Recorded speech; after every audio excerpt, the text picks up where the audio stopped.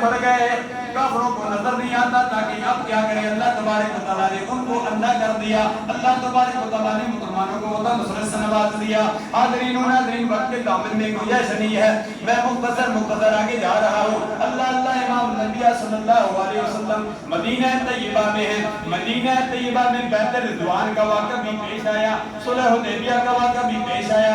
اللہ بیت رضوان کا واقعہ، لقد رضی اللہ عن المؤمنین اذ یبایعونک تحت الشجرۃ وعلم ما فی قلوبہم فانزل السکینۃ۔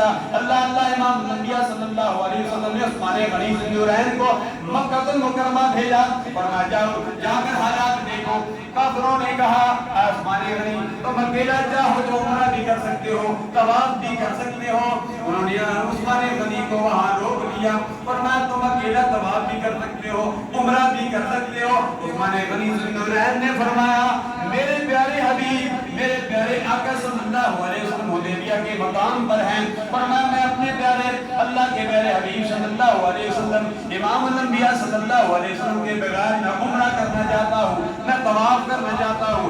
آپ نے طواف بھی نہیں کیا، آپ نے عمرہ بھی نہیں کیا۔ اللہ وہ وقت بھی آیا، امام الانبیاء صلی اللہ علیہ وسلم مکہ المکرمہ میں داخل ہو گیا، جس کو ہم کہتے ہیں فتح مکہ۔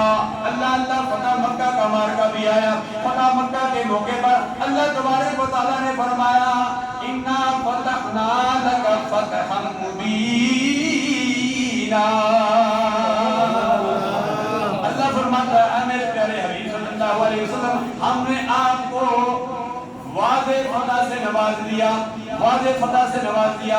اتنی فتح دی ہے کہ اللہ امام الانبیاء صلی اللہ علیہ وسلم وہ وقت بھی آیا، آپ نے مکہ المکرمہ فتح کر دیا، خانہ کعبہ فتح کر دیا۔